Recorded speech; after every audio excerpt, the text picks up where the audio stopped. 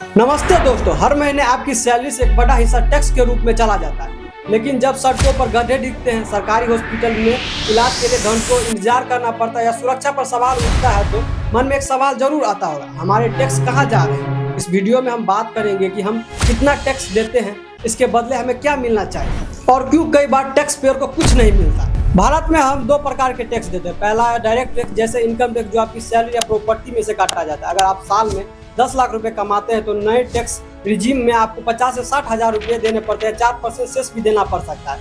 दूसरा indirect tax, जैसे GST, जो हर खरीदारी पर लगता है, चाय से लेकर कार तक पर। 100 रुपए के सामान पर 5 से 28% जीएसटी होता है। एक मिडिल क्लास व्यक्ति अपनी आय का 20 से 30% टैक्स में देता है, चाहे वो इनकम टैक्स हो, जीएसटी हो या पेट्रोल जैसे एक्साइज ड्यूटी। इतना टैक्स देने के बदले हमें क्या मिलना चाहिए? सुरक्षित सड़कें जहाँ सफर आसान हो सके, सरकारी हॉस्पिटल जहाँ तुरंत इलाज, दवाइयाँ और बेड उपलब्ध हो, स्कूल जहाँ बच्चों को मुफ्त या सस्ती शिक्षा मिल सके, सुरक्षा के लिए पुलिस और गरीब के लिए सब्सिडी, ये सब हमारे टैक्स के पैसे से बनता है। पर क्या ये असलियत में मिलता है? चलिए देखते हैं। लेकिन असलियत अलग है। कई टैक्स पेयर अपना पैसा देते हैं पर बदले में सेवाएं नहीं मिलती। चलिए कुछ कहानियों से हम समझते हैं। एक व्यापारी कमल जैन ने सालों तक टैक्स दिया, लेकिन रिटायरमेंट में उन्हें कोई सोशल सिक्योरिटी या हेल्थ केयर नहीं मिला। वो अपने परिवार पर निर्भर है। शीतल के पति शैलेश पहलगाम अटैक 22 अप्रैल 2025 में मारे गए।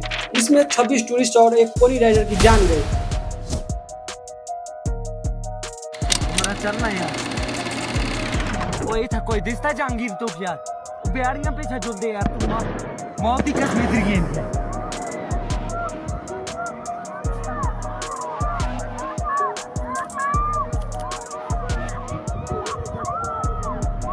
शीतल जैसे टैक्स पेयर एक्सपेक्ट करते हैं कि उनका पैसा सुरक्षा के लिए काम आएगा, पर वो अकेली रह गए। 15 साल का आकाश 12 जून 2025 के प्लेन क्रैश में अपनी चाय की दुकान पर काम करते हुए मारा गया।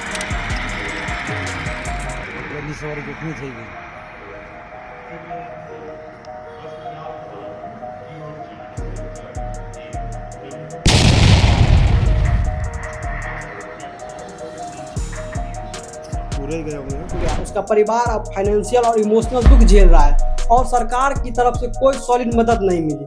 बेंगलुरु में 2024 में 27% सड़कों पर गड्ढे थे, जबकि टैक्स पेयर इन्हीं सड़कों के लिए टैक्स देते हैं। सरकारी हॉस्पिटल में घंटों इंतजार, दवाइयाँ नहीं, बेड नहीं, फिर भी हम मेडिसिन पर जीएसटी देते हैं। ये सब दिखाता है कि टैक्स पेयर का पैसा कई बार भ्रष्टाचार या गलत प्रोत्साहन में चला जाता है। ये टैक्स पेयर के साथ अन्याय है। एजुकेशन सिस्टम में भी एक बड़ी समस्या, हमारा टैक्स इसमें जाता है पर क्या मिलता है? स्कूल्स और कॉलेजेस में 20 साल पुराना सिलेबस पढ़ाया जाता है, जबकि एआई टेक्नोलॉजी दुनिया बदल रही है। स्टूडेंट जॉब रेडी नहीं होते। 2025 में नीट के 12.36 लाख क्वालिफायर्स के लिए सिर्फ 1.18 लाख एमबीबीएस सीट्स थी।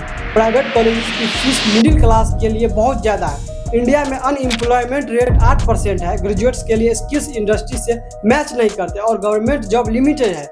टैक्स पेयर का पैसा एजुकेशन में जाता है पर ना सीट्स बढ़ रहे हैं, ना ही क्वालिटी इंप्रूव हो रही है। ये सब क्यों होता है? भारत की जनसंख्या 140 करोड़ से ज़्यादा है और सिर्फ 6 से 7% लोग इनकम टैक्स देते हैं। बाकी टैक्स चोरी करते हैं, जिसमें भार मिडिल क्लास पर पड़ता है। टैक्स के पैसा कई बार गलत जगह जैसे फ्रीवीज या भ्रष्टाचार में खर्चा होता है। ट्रांसपेरेंसी की कमी है, हमें पता ही नहीं है हमारे पैसे कहाँ जा रहे हैं। तो हम क्या कर सकते हैं? अपना टैक्स ईमानदारी से भरो, लेकिन सरकार से जवाबदेही भी मांगो। पूछो मेरी सड़क क्यों टूटी है, हॉस्पिटल में दवाइयाँ क्यों नहीं। आरटीआई के जरिए जानकारी रखो और सरकार के बजट पर नजर रखो। वोट देते वक्त सोचो कौन लीडर सेवाएं बेहतर करेगा। मेट्रो जैसे प्रोजेक्ट दिखाते हैं कि अच्छा काम पॉसिबल है अगर हम आवाज उठाएं।